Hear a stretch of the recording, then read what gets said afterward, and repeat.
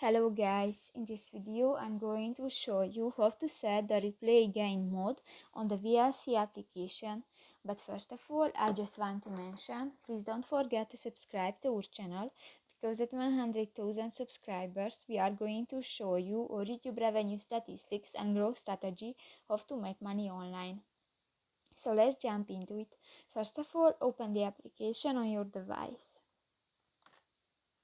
Tap to the More button under the playlist option at the left side on the screen and click to the settings icon.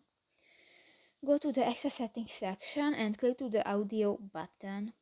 In the replay gain section, if the first option, the enable replay gain, is enabled, you can find the second option, the replay gain mode. Click that and you can select track or album option and just select fun and click to the circle icon, for example the album, and done. So that's pretty much it for this video guys. See you in the next one. Bye bye.